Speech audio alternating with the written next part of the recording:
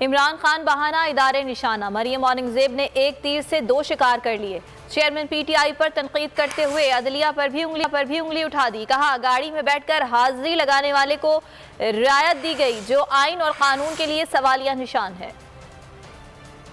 हाल इस मुल्क पर मुसल्लत रहा, एक सियासी गर्द बनकर उसने तमाम सियासी मुखालफीन को सजाए मौत की चक्कियों में डाला, जेलों में डाला। वही शख्स आज जब इक़्तिदार के छिन जाने पर पागल हो चुका है, वो आज सियासी दहशत गर्द नहीं बल्कि वो दहशत गर्द है। पूरे मुल्क को ये शख्स जला रहा है। बात यह है कि ये एक झूठा दहशत गर्द चूहा है। ये अदालत को धमकी से, असले से, गुंडागर्दी से, दहशत गर्दी से, बदमाशी से डरा रहा है। और कल क्या हुआ? और लाहौर से लेकर जमान पाक से लेकर इस्लामाबाद तक, ट्रायल कोर्ट तक असले से लेस, जत्थों से लेस, गुंडों से लेस, डंडों से लेस, हथियारों से लेस, पत्थरों से लेस एक शख्स रियासत पे हमला करते करते करते करते इस्लामाबाद पहुंचा और वो पेश नहीं हुआ, क्योंकि वो चोर है, क्योंकि वो फॉरेन एजेंट है। इसी सारी सूरत हाल पर बात करने के लिए माहिर कानून इस वक्त शुएब शाहीन साहब हमें ज्वाइन कर चुके हैं। शुएब साहब, बहुत शुक्रिया आपके वक्त का।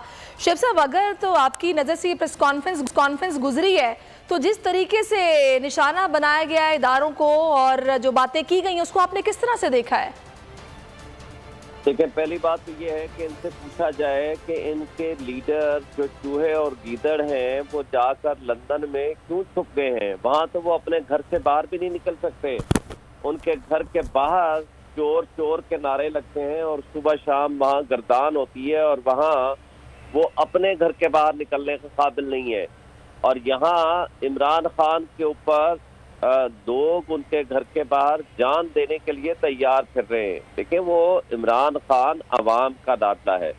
जब रियासत किसी की एक शख्स या एक इदारे के हो जाए, उनके पिट्ठू बन जाए या वो उनके इशारों पे नाचने लग जाए तो अवाम फिर अपना फैसला सुनाया करती है।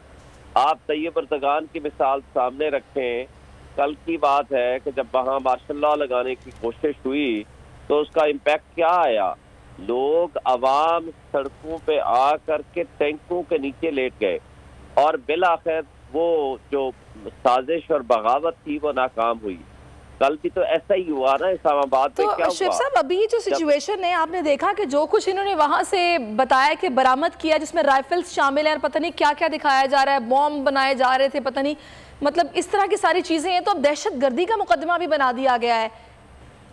कोई देखें 94 FIR हैं इमरान खान साहब के खिलाफ, अब बल्कि 97 हो गई हैं, 97 हो गई हैं। तो बात यह है कि इन्होंने कौन सा वो हरबा है जो इस्तेमाल नहीं किया इमरान खान के खिलाफ, जब सब कुछ करके देख लिया। और कल ऐसी सूरत हाल थी जो शायद कश्मीर और फ़लस्तीन में भी ना हो।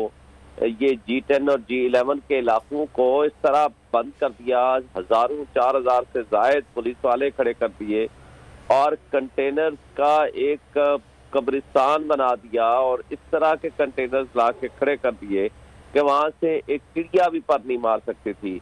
लेकिन लोग निकले, लोग आए और सलाम है PTI के वर्कर्स को जिन्होंने इन तमाम तर मुश्किलात के बावजूद, शेलिंग के बावजूद, रबड़ की गोलियों के बावजूद और तशद्दुद के बावजूद वो लोग खड़े हुए और उन्होंने इमरान खान का साथ दिया। इसलिए कि अब तब्दीली आ चुकी है। सही। ये वो पुराना पाकिस्तान नहीं रहा कि जिसमें आप जो चाहें कर लें और लोग जो है वो खामोशी के साथ जुल्म सहते रहे।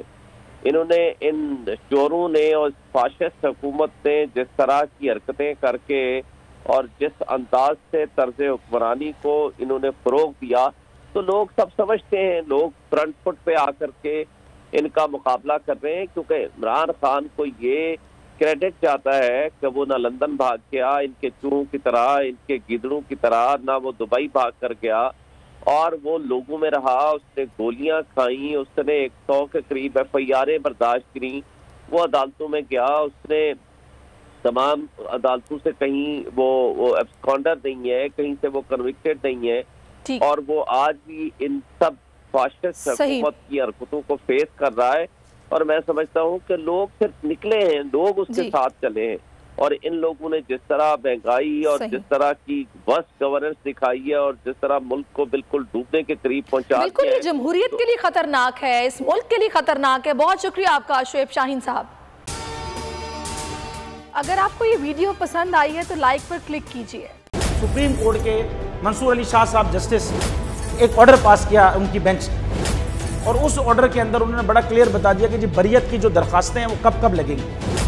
उसमें से एक वजह उन्होंने बताई कि जी जब कोई क्राइम ही ना हुआ हो तो बरी कर दें, ताकि अदालतों पे बोझ ना रहे, वो केसेस चलते ना रहे। सुप्रीम कोर्ट ये मिसालें कब बनाएगा ऐसे लोगों के खिलाफ जो इस तरह की एफआईआर काट रहे हैं, वैसे ऑफिसर्स, और ऐसे लोग जो इस तरह के केसेस को जजेस चला रहे हैं। रहमत का महीना आ गया है, बख्शिश का सफीना आ गया, होगी मुलाकात उलमाए दीन से,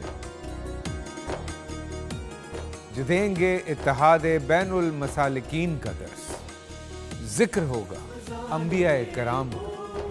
रमजान की स्पेशल ट्रांसमिशन रमजान में।